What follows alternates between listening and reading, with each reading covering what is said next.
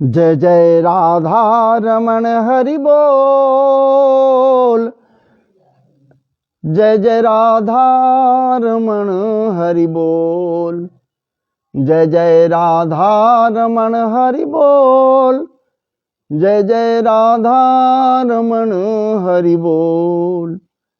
हरि बोल हरि बोल हरि बोल हरि बोल हरि बोल हरि बोल हरि हरि हरि बोल हरि बोल। जय जय राधा रमण हरि बोल।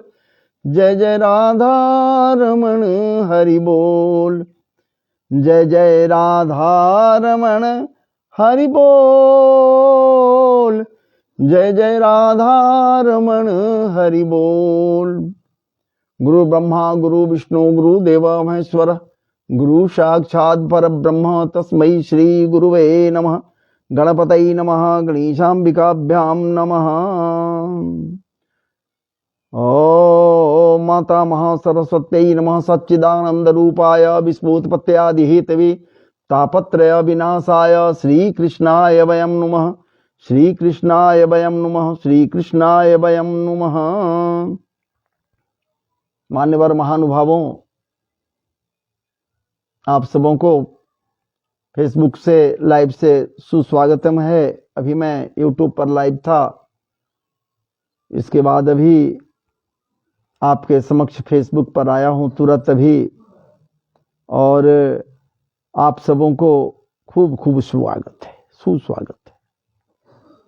अभी भागवत जी के महात्म के अंतर्गत हम थे, और महात्म में ही अभी गोकर्णोपाख्यान समाप्त हुआ है। गोकर्णोपाख्यान चल रहा था विगत दिनों से, आज जाकर वो समाप्त हुआ है गोकर्णोपाख्यान। अभी भागवत जी के अंतर्गत वर्णित साप्ताहिक कृत्यों को करने के निमित्त क्या क्या करना चाहिए, भागवत सप्ताह करने के लिए क्या तैयारी करनी चाहिए, क्या क्या करनी चाहिए, व्यवस्था क्या होनी चाहिए, इसका विधान क्या है, इस पर परिचर्चाएं हो रही हैं, जिसे ध्यान देकर निश्चित रूप से सबों को सुनना चाहिए कि आखिरकार क्या करना चाहिए, कैसे करना चाहिए, ताकि ये कथोत्सव या कथा रूपी उत्सव निर्विघ्नता पूर्वक संपन्न हो जाए। देखिए, हर चीज में मुहूर्तों की आवश्यकता होती। उचित मुहूर्त, समुन्नत मुहूर्त, शुद्ध मुहूर्त के लिए पहले ज्योतिषी के पास जाना चाहिए, और ज्योतिषी के द्वारा उत्तम मुहूर्त जानकारी लेना चाहिए कि हमें भागवत की सप्ताह करानी है। आप देखें उचित समय मेरे लिए पर्याप्त कौन ऐसा उचित समय रहेगा जिस समय में मैं भागवत कथा को श्रवण करने के लिए साप्ताहिक कृत्य का प्रारंभ करा सकूं विद्वानों के द्वारा। और महाराज जी जब वो उचित समय बतला दें तभी कथा को प्रारंभ करने के लिए प्रयास करनी चाहिए। और इसके तहत कहा गया है, कथा आरंभ करने में भाद्र पद, आश्विन, कार्तिक, अगहन, आषाढ़ और सावन, ये 6 महीने श्रोताओं के लिए मोक्ष की प्राप्ति का कारण है। मोक्ष प्राप्त होता है, इसलिए ये 6 महीने में सप्ताह, भागवत की सप्ताह सुने ज्यादा उचित होता है। इसी बात को देवर्षि नारद के द्वारा प्रश्न करने पर सनकादियों के द्वारा बतलाई जा रही है। सनकादि कह रहे हैं, हे देवर्षि नारद, इन महीनों में भी भद्रा तो प्रतिदिन रहता है, उसको बचाना चाहिए प्रारंभ करने में। भद्रा, व्यतिपात आदि कुयोगों को सर्वथा त्याग देना चाहिए। तथा दूसरे लोग जो उत्साही हों उन्हें अपना सहायक बनाना चाहिए। ये अहंकार नहीं करनी चाहिए कि हम स्वयं कर लेंगे, अकेला है तो क्या हुआ, हम अकेला कर लेंगे, अहंकारी बन करके नहीं। इसमें महाराज जी लचीला होना पड़ता है, लचीला हो जाए तो ज्यादा कारगर होगा। ध्यान देना चाहिए कि हमारे प्रिय जनों में, अपने जनों में, आत्मीय जनों में कौन ऐसा है जो परमात्मा के कृपा को पाने के लिए उत्साह रखता है हृदय में, अर्थात वो उत्साही है, उत्सुक है, कथा श्रवण करता है, कथा सुनने के लिए आकुल रहता है, व्याकुल रहता है। और जब ऐसा कोई मिल जावे, ऐसा कोई प्रियजन मिले, तो निश्चित रूप से उसे अपने साथ सहायक के रूप में रखना चाहिए, ताकि उसकी सहायता करने से निश्चित रूप से कार्य संपादित हो जाता है। देश देशांतर रिश्तों में, नातेदारों के यहाँ, मित्र जनों के यहाँ, प्रिय जनों के यहाँ लिखित निमंत्रण कार्ड या कोई संदेश भेजना चाहिए कि ठाकुर जी के अनुपम अलौकिक दिव्य अनुकंपामृत से ओतप्रोत होकर मैं भागवत, श्रीमदत्व संपन्न भागवत साप्ताहिकी कथा श्रवण करने के लिए इच्छुक हुआ हूँ, जिसका प्रारंभ फलाने तारीख, फलाने दिन, फलाने मास आदि सब कुछ देते हुए ये प्रारंभ मेरे यहाँ होने जा रहा है। हो सके तो जो कथावाचक हैं उनका नाम भी दे सकते हैं। इनके कथावाचकत्वता या वाचकत्व में ही मेरे यहाँ भागवत साप्ताहिकी कथा प्रारंभ होना है, जिसके मुख्य आचार्य भागवताचार्य या व्यास के रूप में वक्ता, मुख्य वक्ता के रूप में फलाने आचार्य रहेंगे, या जो भी हैं वो रहेंगे। ये सब भी आप दे सकते हैं। और सबों से अपेक्षा करना है कि आप हमारे यहाँ आइए, जितने समय के लिए आइए, हो सके तो 7 दिन के लिए आइए, अगर नहीं समय हो तो 4 दिनों के लिए आइए, 6 दिनों के लिए आइए, 3 दिनों के लिए आइए। उसमें भी समय नहीं है तो 2 दिनों के लिए आइए, उसमें भी समय नहीं है तो 1 दिन के लिए भी कम से कम आइए। और नहीं यदि समय है तो भंडारा के दिन भी कम से कम आइए, प्रसाद तो पाइएगा। लेकिन आपको उपस्थिति, आपकी उपस्थिति होनी चाहिए, होना चाहिए। निश्चित रूप से आप आइए। इस प्रकार से सब जगह संवाद देना चाहिए। दूर दराज रहने वाले कीर्तन मंडली को भी खबर देनी चाहिए, मेरे यहाँ आइए, कीर्तन कीजिए, कीर्तन में भाग लीजिए, ठाकुर जी के नाम का कीर्तन होना है। आप कीर्तन प्रेमी हैं, इसलिए मैं आपके यहाँ ये दे रहा हूँ। सारे के सारे लोग महानुभावों को निश्चित रूप से खबर देनी चाहिए, ताकि अधिक से अधिक महानुभाव आकर लाभ उठावें, भागवत की कथा को श्रवण कर सकें।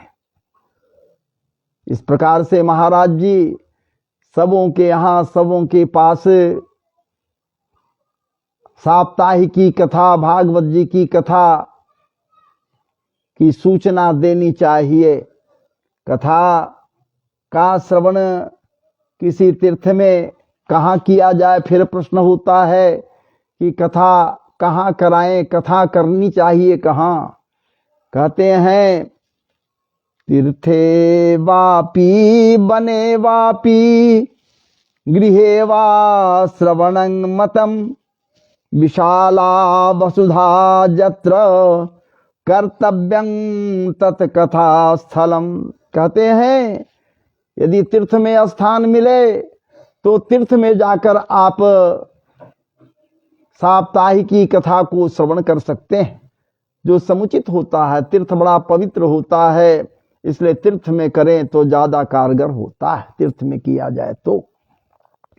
आप चाहें तो कोई वन में एकांत स्थान है तो वन में भी आप जाकर कर सकते हैं, अपने घर पर भी कथा कर सकते हैं, कथा का अनुष्ठान अपने घर पर भी करा सकते हैं। जहां रह रहे हैं गेह में घर में कराने से पितृदोष समाप्त होता है, वास्तु दोष भी मिट जाते हैं, तो घर में कराना भी श्रेयस्कर होता है।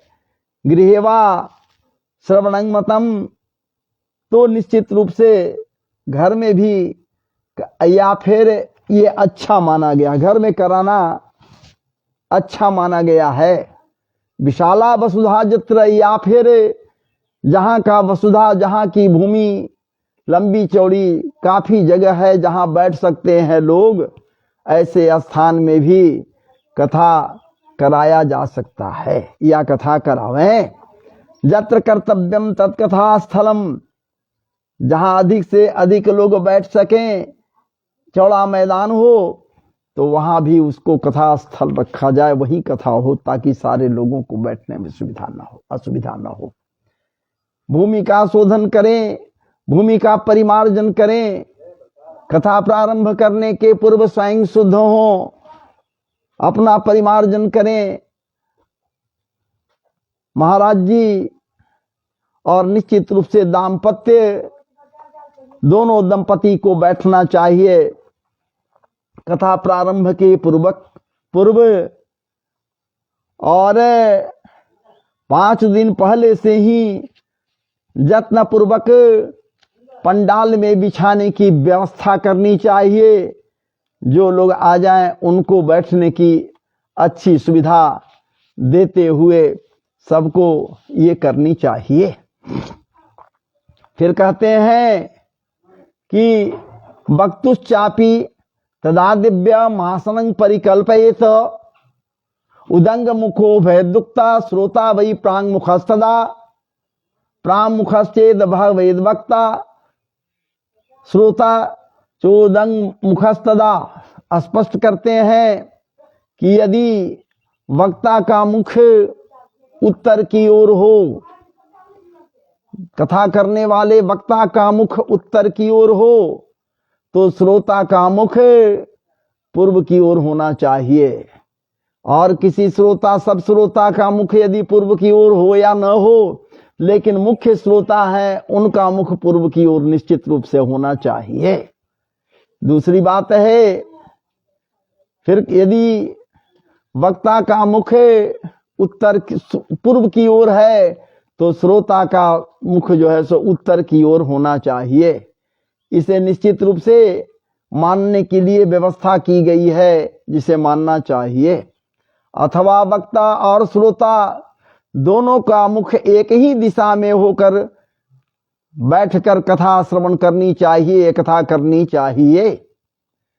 निश्चित रूप से देश काल आदि का को जानने वाले महानुभावों ने श्रोता के लिए ऐसा ही नियम बनाया है कि श्रोताओं को इसी हिसाब से बैठना चाहिए। जो वेद शास्त्र की स्पष्ट व्याख्या करने में समर्थ हों, तरह तरह के दृष्टांतों से आपको या लोगों को समझाकर मुग्ध करने में प्रवीण हों, ऐसे वक्ता का ही चयन करनी चाहिए। जो पूर्वाग्रह से ग्रसित है, जिसके भीतर लोलुपताएं हैं, जिसके अंदर लोभ भरा हुआ है, ऐसे वक्ता का चयन नहीं करनी चाहिए। जो व्यापार में या कथा को भी व्यापार मानता है, ऐसे वक्ता का भी चयन नहीं करना चाहिए। कथा करने के लिए ऐसे वक्ता का चयन करें जो आपके धन संपत्ति के ऊपर लोलुपता भरी नजरों से न देख रहा हो, जिसके हृदय में ये भावना रहे कि ठाकुर जी के, महाराज जी प्रेम को पाने के लिए मैं भी हूं, और मुझे आज उनके ही कृपा से करोड़ों जन्मों का पुण्य उदय होने के कारण कथा स्थल पर वक्ता के रूप में चयन किया गया है।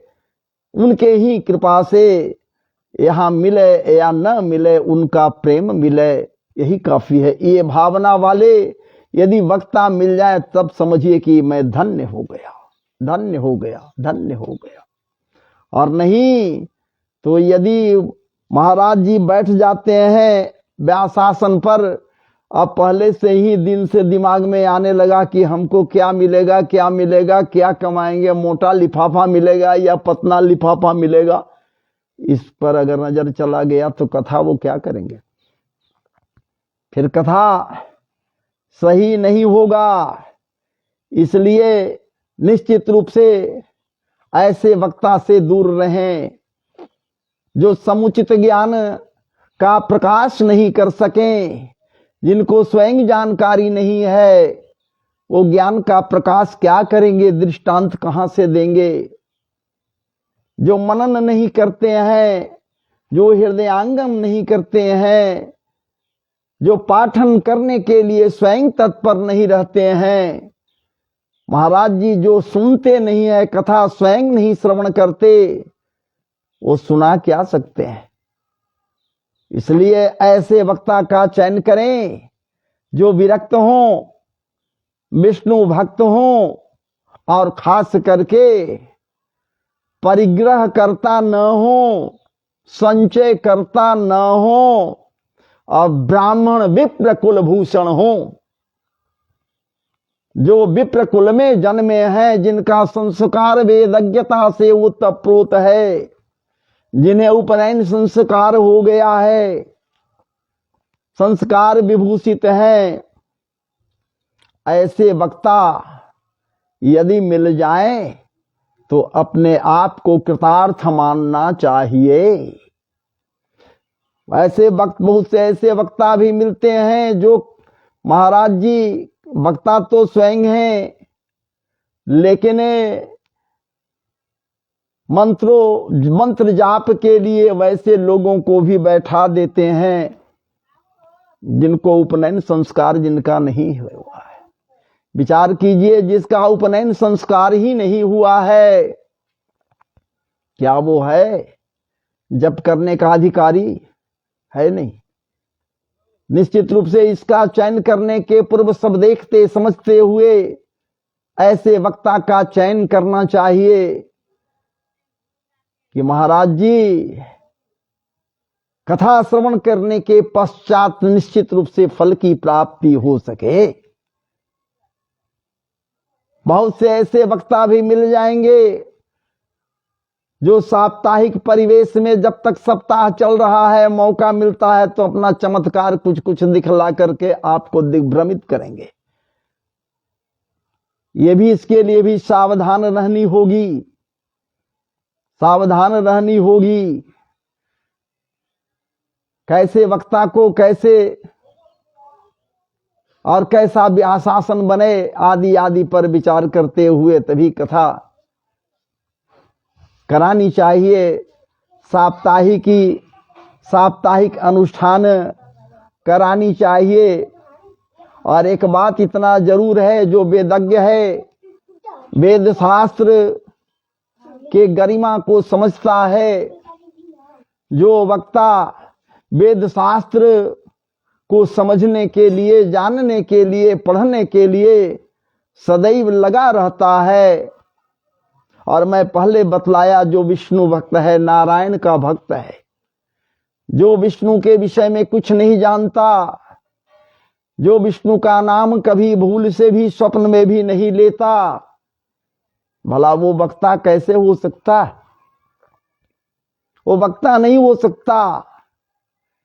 और खास करके ऐसे वक्ता का चयन जरूर करें जो महाराज जी अपने हृदय से जो बात कहे, जो कुछ भी प्रस्तुत करे आपके समक्ष, उसके बात करने से या उसके परोसाई से आप ये समझ सके, जान सके कि इस व्यंजन में जो परोसा गया इनके द्वारा, महाराज जी के द्वारा, सुस्वादु है, कुस्वादु है, संस्कार संपन्न है या संस्कार रहित है। ये संस्कार संपन्न बना देगा या संस्कार रहित बना देगा।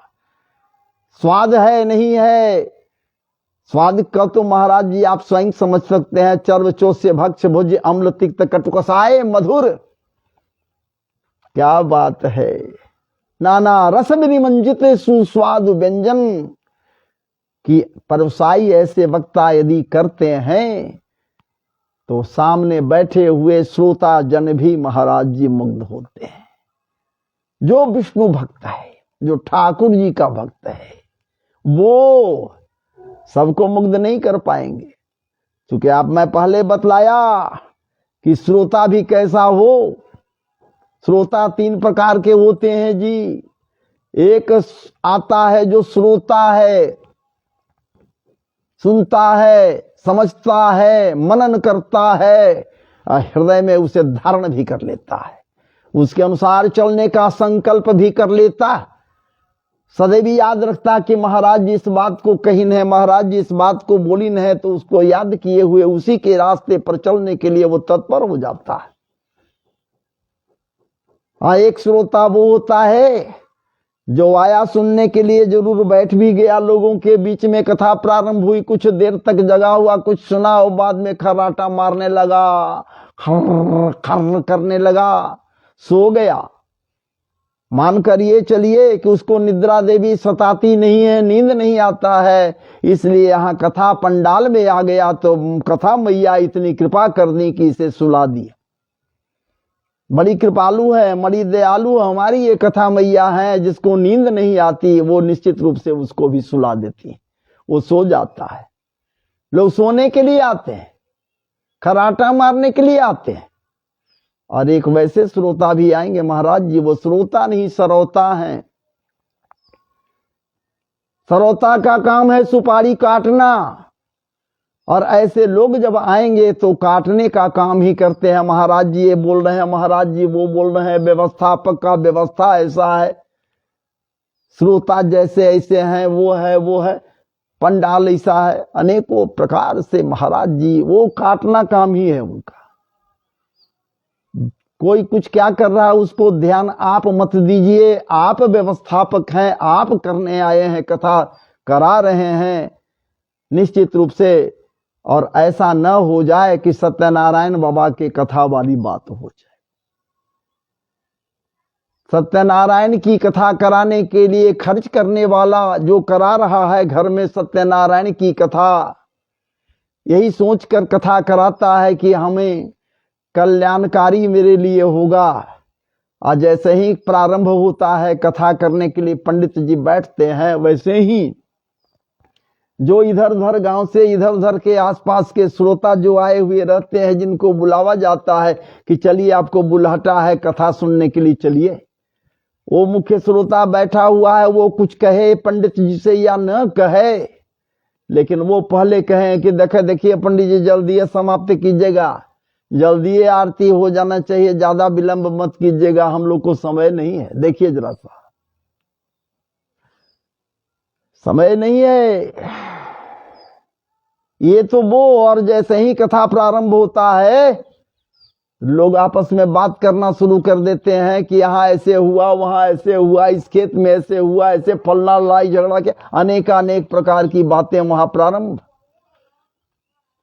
हर जगह गलत गलत बातें प्रारंभ। कथा में कोई नहीं, कोई सुन नहीं रहा है, कोई श्रद्धा नहीं है। तो इस तरह के का हिसाब कथा में नहीं होना चाहिए। ये भागवत की परम पवित्र कथा है। जब तक कोई एकाग्र न हो जावे, जब तक कोई श्रद्धा संपन्न न हो जावे, जब तक शांत न हो जावे, तो महाराज जी उसको कथामृत का पान नहीं मिलेगा, वो कर नहीं सकता है। अगर ये महाराज जी के ऊपर ही आक्षेप करने लगे कि महाराज जी ये बोल रहे हैं, महाराज जी वो बोला, महाराज जी को भी चाहिए कि जो बात करें, जो रखें, वो भावपूर्ण बात हो, तात्विक विश्लेषण को रखते हुए वो विश्लेषण करें, व्याख्या करें। और महाराज जी स्वयं व्याख्या नहीं अगर करेंगे तो ये भागवत है महाराज जी सामान्य सहज नहीं है, ये असहज है, वेद है। तब तो कहा गया निगम कल्प तरोर गलितं फलम। ये भागवत रूपी फल है महाराज जी। किसका फल है? निगम कल्प तरूर, वो तरु, वो वृक्ष, वो पेड़ जो निगम है, वेद रूपी कल्प वृक्ष का ये फल है। अब सोचिए, वेद रूपी कल्प वृक्ष जो है, जो वेदमय है, वेद साक्षात है, उसका ये फल है, तो ये भी तो ही वेद ही होगा। ये भी समस्त क्रीम को निचोड़ कर महाराज जी परम पवित्र समुज्वल वेद के ही समस्त क्रीम को, समस्त के समस्त तत्व को निचोड़ कर महर्षि व्यास देव भागवत के रूप में, फल के रूप में, पवित्र फल के रूप में हम सबों के समक्ष प्रस्तुत कर दिए। जो महाराज जी पका हुआ है, पका हुआ है, मधुर इसलिए हो गया ये कि इस पर क्या बात है, सुक जी के चंचू का आघात हो गया है। सुक जी के चंचू का आघात इस पर हो गया है। आपको ज्ञात होना चाहिए, कच्चे फल के ऊपर भी, आम के बाग में जाइए, कोई कोई आम के पेड़ पर से जो कच्चा फल है उसके ऊपर काला धब्बा ऐसा दबा हुआ दिखलाई देता है। लोग कहते हैं कि ये सूगा जो है इस पर चोंच मार दिया है। वो कच्चा फल भी मीठा हो जाता है, मिठास से भर जाता है। विचार कीजिए। और ये तो पका हुआ फल पहले से है ही, निगम है, निगम वेद निगम है, वेद रूपी कल्प वृक्ष का। कल्प वृक्ष जो है वेदोमय है, वो निगम है। वेदों की गरिमा को जानने के लिए डुबकी लगाते लोग रह जाता है। कथ चतुरानन मरी मरी जावत नतु आदि अवसाना। उसको ज्ञान की प्राप्ति नहीं, वेद के विषय में वो क्या जानता था। वो जो पद्माक्ष के ऊपर में प्रकट हुआ, भला वो क्या जानता था? वेदज्ञ था नहीं, वेदों की गरिमा को नहीं जानता था। तब तक, जब तक महाप्रभु सत्यात्मक ब्रह्म, परम सत्य सत्यात्मक ब्रह्म जब उस आदि कवि ब्रह्मा के हृदय में संकल्प मात्र से वेद का आधान नहीं किए, वेदों का अध्ययन आधान कर दिए। विचार कीजिए, ये निचोड़ा हुआ फल है तो ये भी तो वेद ही है। भागवत का प्रारंभ ही हुआ है महाराज जी, जन्माद्यस्य जतोन्वयादि तरतस। एक एक श्लोक वेद युक्त है, वेदों में है। आपको बतलाया गया पहले भी कि ये भाष्य है गायत्री का। गायत्री मंत्र आप निश्चित जानते होंगे। ओम भूर्भुवस्वः तत्सवितुर्वरेण्यं भर्गो देवस्य धीमहि धीमहि धियो यो नः प्रचोदयात्। और यहाँ क्या है? जन्माद्यस्य जतोन्वयादि तरतश्चार्थे स्वविज्ञस्वराट् तेने ब्रह्म हृदय आदि कवये मुह्यन्ति जत्सूरयः तेजो वारि मृदाम यथा विनिमयो जत्रत्य सर्गो मृखा धावना स्वेन सदा निरस्त कुहुकं सत्यम परम धीमहि। धीमहि दोनों एक दूसरे से संबंधित है। गायत्री का ये भाष्य है। वेद माता गायत्री की कृपा है। ये गलित फल है भागवत रूपी। विचार कीजिए, सहज नहीं असहज है। गहराई में जब तक नहीं जाइएगा, डुबकी लगाइए तभी पाइएगा, नहीं तो फिर जो बोरा डूबंडरा रहा किनारे बैठे रह जाइएगा महाराज जी। इसलिए मैं तो कहता हूं, जुड़िए मेरे साथ, तो पूरा का पूरा श्रवण कीजिए। पूरा सुनिए ना भाई, क्या अर्ज है, अपच थोड़े हो जाएगा। देखिए, एक जो है लिखिन है, वाह वाह वाह वाह, छी, वाह वाह वाह, वाह रे वाह। ऐसे ऐसे क्यों जुड़ते हैं, ऐसे ऐसे आते हैं क्यों? जो मुंह में ऐसा ऐसा चीज लेकर रखते हैं सदैव। छी छी छी छी। अब आपको हम ब्लॉक कर देंगे तुरंत। कमेंट मत कीजिए। और कमेंट यदि कर रहे हैं तो सही कमेंट कीजिए ना जी। तो मुंह में तो आप ये चीज लेकर रहते ही हैं, सदैव लगता है कि सामने होते अगर मेरे, तब आपको हम बतला देते हैं कि सनातन है क्या, सनातनीय व्यवस्था है क्या। अरे मरने वाले जो हैं उनके शरीर में भी जान डाल देता है ये सनातन। तुमको हम ब्लॉक कर देंगे। ठीक महाराज जी, एकाएक मैं देख लिया है कमेंट पर। अब यहीं पर हम विराम ले रहे हैं। अब दूसरे दिन आपके समक्ष आएंगे। इनको पहले अब हम डिलीट कर देंगे, ब्लॉक करेंगे इनको। इनका नाम है क्या? इनका नाम पूजा राज सिंह है। क्या नाम है? पूजा राज सिंह है। छी छी छी छी, पूजा शब्द को भी ये। ठीक महाराज जी, राधे राधे, जय जय श्री राधे। अब यहां पर हम आपको